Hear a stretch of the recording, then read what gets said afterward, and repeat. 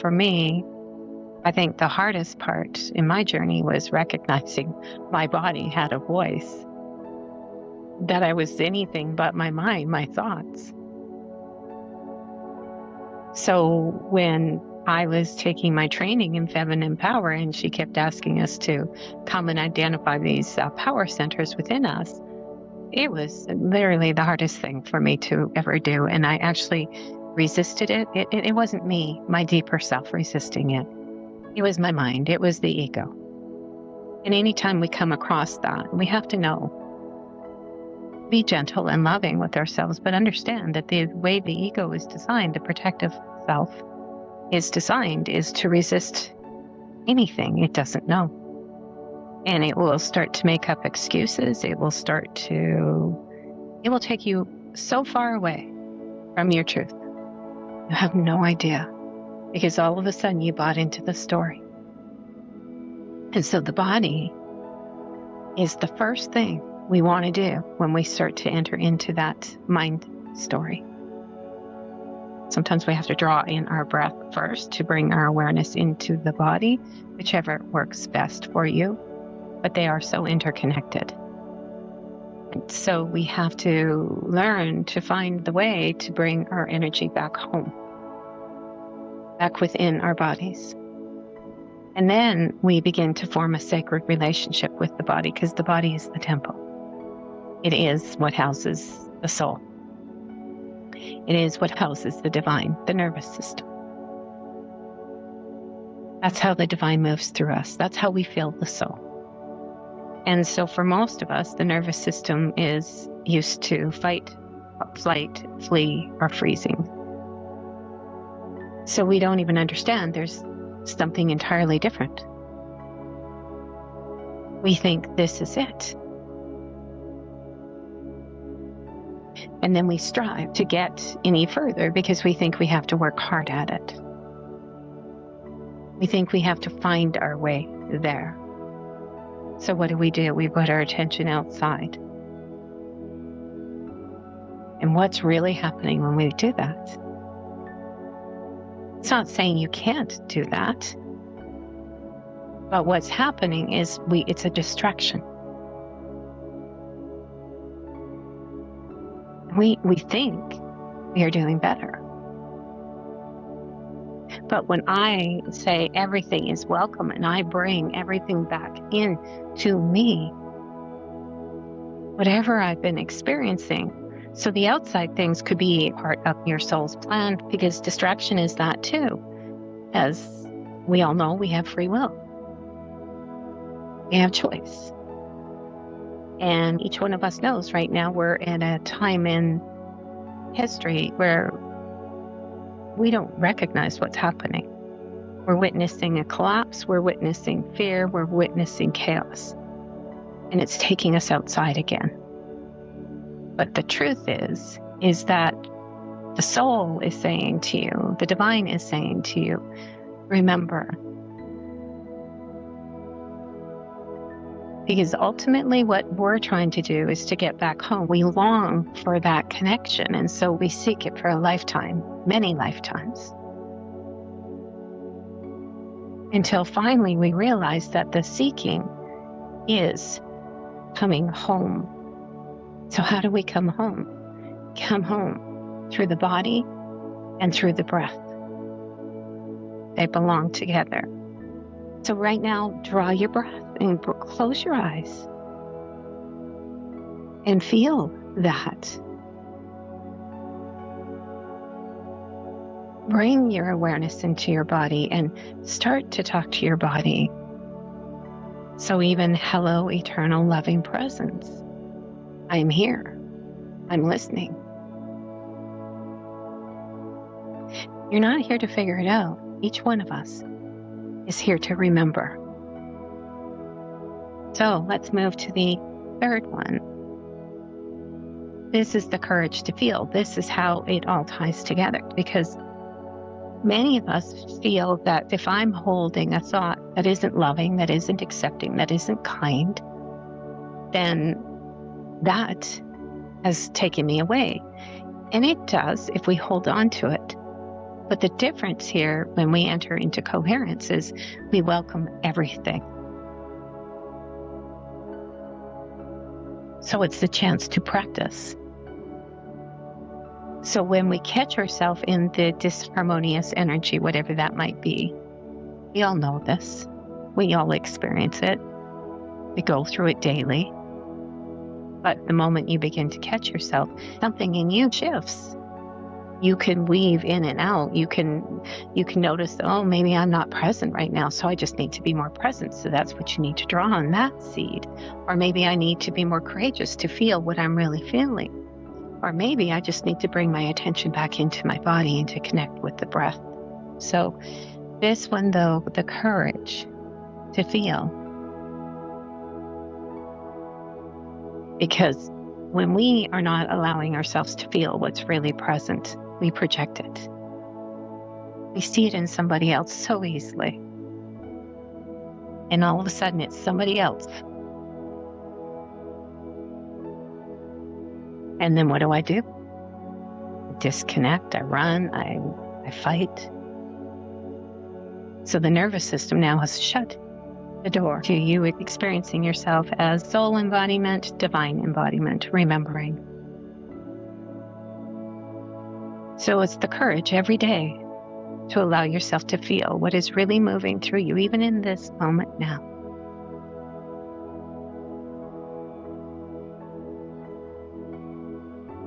Maybe even taking a moment and jotting it down so that you can revisit this and sit with that part. We all know this. Something rises up in us. Is it guilt? Is it shame? Is it anger? Is it disconnection, distraction? There's something that happens. And that something can change with each conversation you have internally with yourself.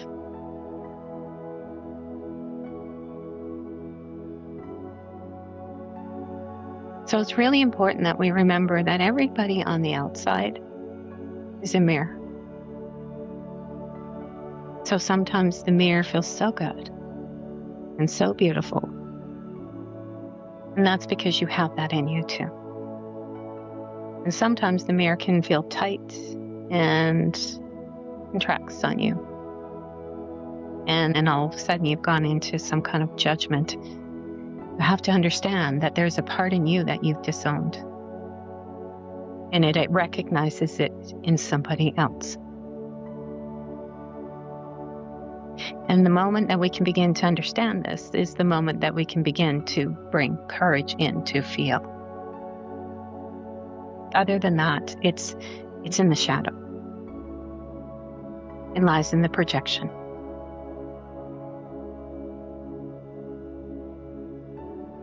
So sometimes we witness something and it's just a short micro moment in our timeline of events. Even that micro moment brought something up in us. Was it expansive or was it restriction? So these are the breadcrumbs that we begin to pay attention to. And for me personally, I really believe the biggest hurdle for most of us is these two right here. Courage to feel and then the voice to say our truth to ourselves and then to others. And usually the voice that comes out when we don't have the courage to feel is projection. And so then we have a lifetime of accumulation of words that we've said that were not true. And we used our voice in an inauthentic way. That was not an expression of love. But here's where you get to use your beautiful, sacred superpower of compassion and kindness and gentleness and acceptance and forgiveness and peace. Because the truth is we're not looking externally for somebody to make us feel better. We are looking within to give ourselves permission to heal, to forgive, to love.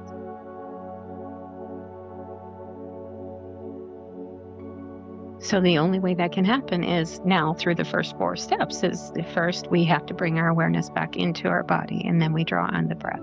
The breath is the bridge between your eternal self and the part of you that has forgotten. It opens and it lets the nervous system feel safe. Safe to feel. So now we go into the courage to feel. It's safe to feel this. And you have the tools. And you know that you don't take in the part of you that's wounded. You always connect to the divine part of you, the soul. Or if you're like me, I like the Weaver because I get to bring in my personal part to my human self that's moving through all of this along with my divinity, my sovereign self, part of me that remembers, and the divine, the eternal. So our problem is that we always connect with these parts of ourselves that are hidden, and we don't connect with the part of us that is capable of such love, such peace. So Ho'oponopono is a beautiful one to bring in at these times too, when we know that there's something in ourselves that we need to forgive, or somebody else that we ultimately start with them but realize it was never about them, it was about us all along. And so is there one place in your life that you feel like you're holding back your authentic truth? Not always in the way that you express to somebody else, but in the way that you talk to yourself, the way that you hold your own integrity, the way that you're not being honest. And if it doesn't come to you right now, that's okay. It's just an invitation. It's planting the seed.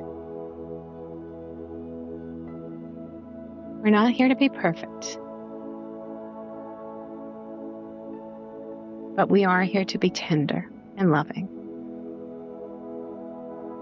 To understand that the soul came here, the soul, the one who is here right in front of me right now, that I'm witnessing, came here for a reason. Came here to learn, but also came here to remember. So what are you here to learn? Where are you holding back that truth? What are you not allowing yourself to feel?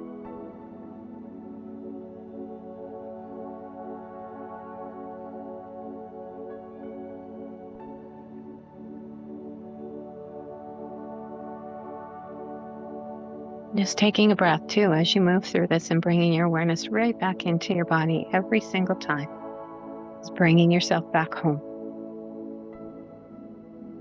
Connecting with the breath, and with the breath, you're connecting to your soul, to the divine.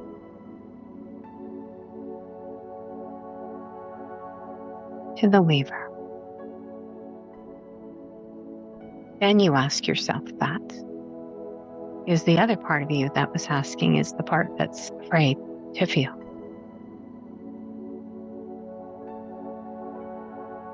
The soul is not afraid.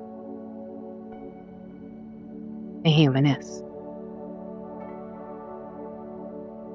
So where does the human part of you need some tender, loving care? Where does it need to be witnessed and helped? And it's a part most likely from childhood. Even maybe rocking your body back and forth if you're really holding this energy that's really quite tight. It's just soothing, like a mother.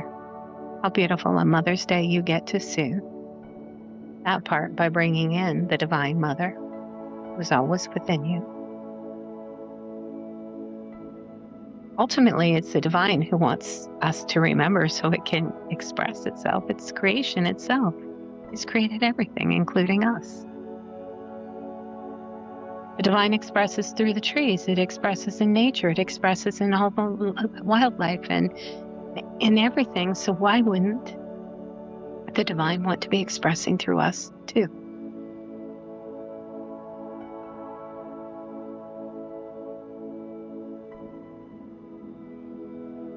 Just being ever so loving and connecting to the part of you that absolutely can hold anything. No judgment ever. Everything is accepted. Everything is welcomed.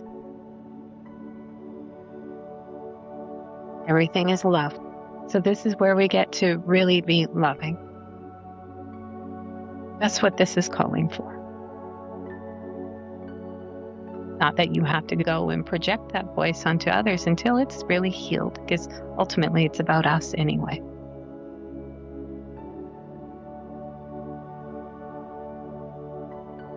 So it's holding that tenderness. I'm willing to hold this feeling that feels not very safe to even feel right now, because it means that it's no longer in the shadow.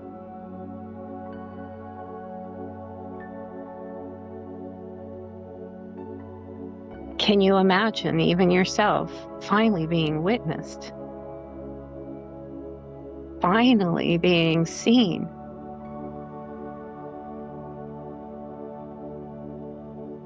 Finally being safe to take up that space? That's all that part needs.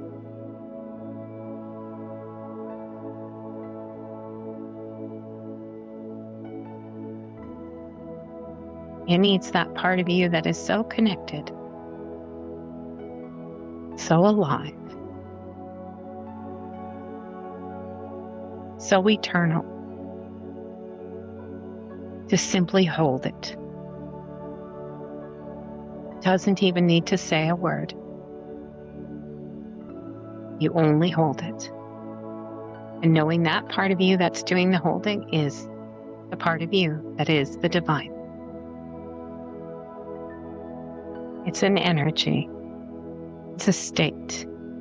It's where you allow yourself to go. I can move here. I can move into my divine self, and I can feel that. And that feels so good. Because it's me. But I can also move back here where I feel the tightness and I feel the contraction and I feel the fear, or whatever that might be. That's you too.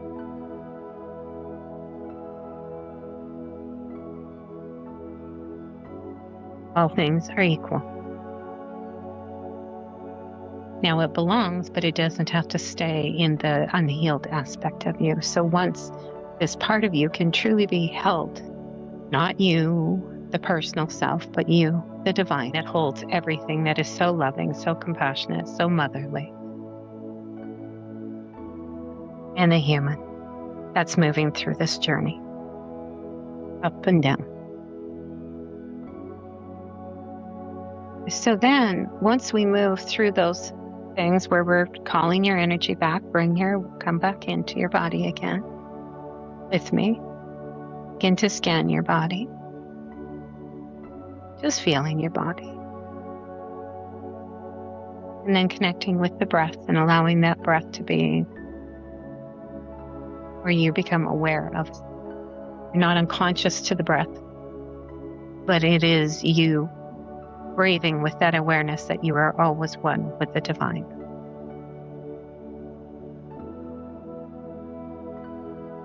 And then remembering that you're just willing to accept whatever is moving through you without any judgment, because that allows you to stay in the field. You're simply holding.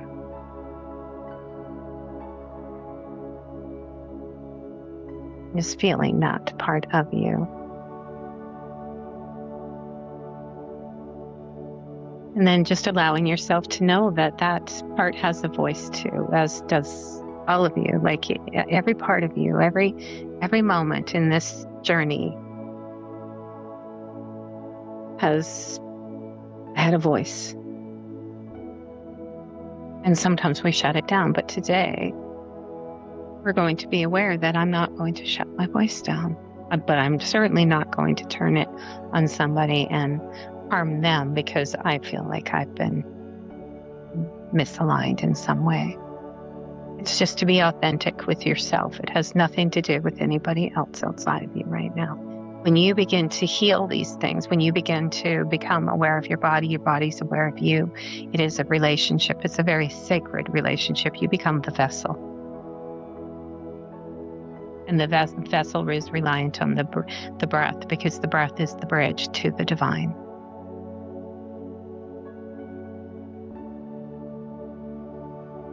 And so then you become aware that this stuff that has separated me, that I was once in judgment about, is actually all part of my journey. And so I just simply accept and I allow.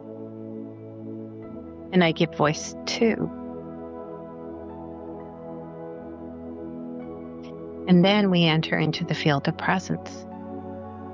So before any words, before any action, you're just simply holding this field. You just become present. So again, bringing your awareness back into your body, into your breath. And just noticing, does that feel different? It might take some practice. That's all part of the journey, is you saying yes to you in the most authentic way that's aligned to the soul, to the divine. Or do I serve the part of me that's in the matrix? That's your choice, and it's never a bad choice. It's just that that's what we will see. And so rarely can we ever hold the field of presence when we're caught in the mind. We can't. Because the mind's controlling. It's setting the timeline. It's setting the exchange of energy. So field of presence brings you back into a coherent state, as long as you're aligned with all those other things.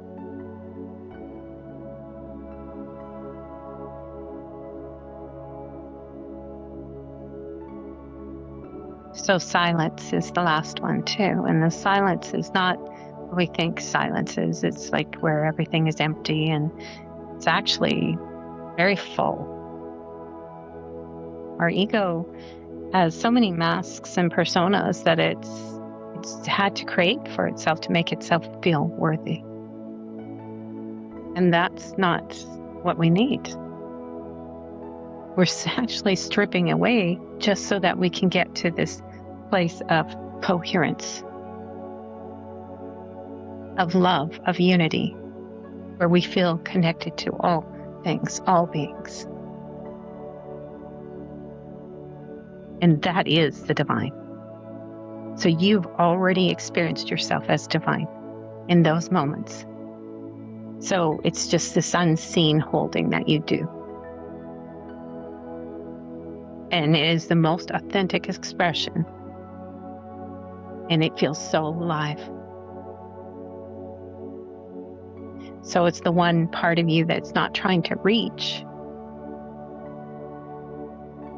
yet it connects with everything. You're not striving, you're allowing. You're not becoming, you're being. And so this is interesting, because we move in and out of this all the time. And you have experienced yourself as the divine. And remember, the divine is a state of being. It's a recognition of you as that. I am that. And the soul part of you is also an expression that remembers. It doesn't need the storyline attached to which lifetime or what it happened, and none of that. None of that is necessary. In fact, that can put us back into the ego and not a true, authentic expression of what it feels like to be divine. Not because you're striving to be divine, but because you remember you are that.